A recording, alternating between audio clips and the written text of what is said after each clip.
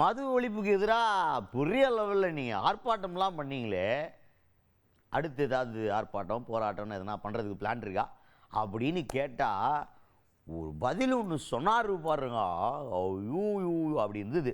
யார் இவர் என்ன பதில் சொல்லியிருக்கிறாரு பார்த்துருவோம் வாங்க. விடுதலை சிறுத்தைகள் கட்சி தலைவரும் எம்பியுமான தொல் திருமாவளவன் அவர்கள் அவர் தான்.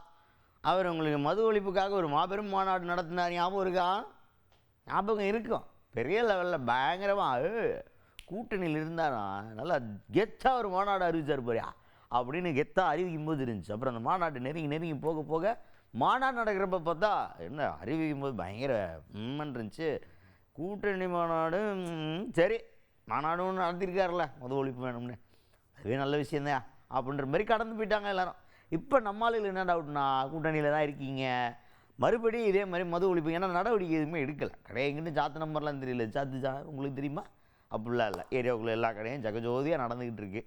அப்படி இருக்கையில் இப்போ எதுவுமே நடவடிக்கை எடுக்கலை. அப்படின்றப்ப மறுபடியும் இந்த மாதிரி போராட்டம் பண்ணுறதுக்காக நீங்களும் வைகோ ஐயாவும் சேர்ந்து ஏதாவது பண்ணுறதுக்கு ஐடியா வச்சுருக்கீங்களா அப்படின்ற மாதிரி கேட்டால் அதுக்கு ஒரு சொல்லியிருக்கலாம், நான் பண்ணேன் ஒரு ரியாக்ஷன் இல்லை, ரொம்ப கவலையாக இருக்குது அப்படின்ற மாதிரி 3 வாரத்துக்கு 3 லைனில் முடிச்சிருக்கலாம். அதை விட்டு அவர் அப்படி அங்கேருந்து ஆரம்பிச்சு இங்கே வரைக்கும் போனார் பாருங்க.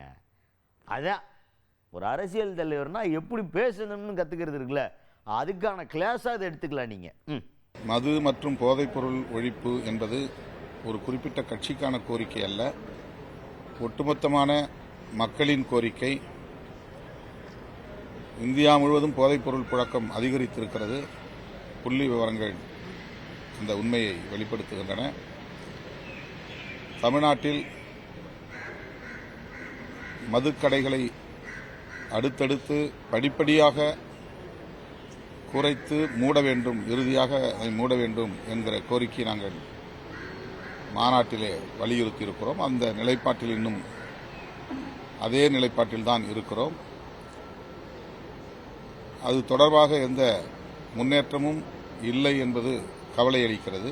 அதுக்கடுத்ததா ஆட்சியில் பங்கு அதிகாரத்தில் பங்குன்னு காங்கிரஸ் இப்போ ஒரு விஷயத்தை கையில் எடுத்து பேசிகிட்டு இருக்காங்களே, இதை எப்படி பார்க்குறீங்க அப்படின்னு கேட்டால் அதில் ஒன்றும் தப்பே கிடையாது. அவங்க கேட்குறதுக்கு அவங்களுக்கு எல்லா உரிமையும் இருக்குது.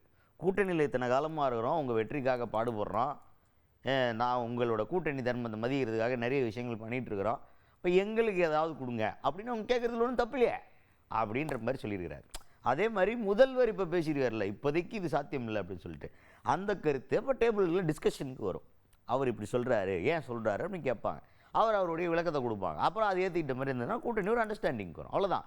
அதுக்காக எதுவுமே கேட்கவே கூடாது கூட்டணியில் அப்படின்லாம் இருக்க முடியாது. கூட்டணினா 4 விஷயம் கேட்பாங்க, 4 விஷயம் மறுக்கப்படும், 4 விஷயம் டிஸ்கஷனுக்கு வரும், அதுக்கப்புறமா முடிவெடுக்கப்படும், அவ்வளோதான். கூட்டணி பேச்சுவார்த்தைன்றது வேறு என்ன இதான்.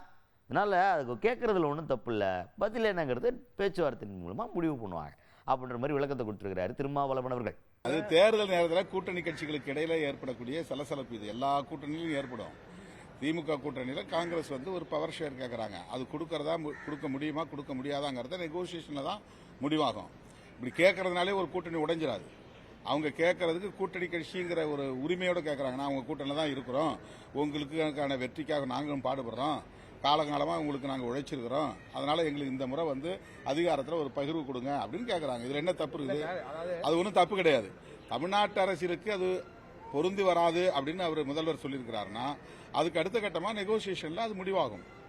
அது என்ன எப்படி பொருந்தி வராதுன்னு அவர் சொல்கிறாருங்கிறத அவங்க பேச்சுவார்த்தையில் விளக்குவாங்க.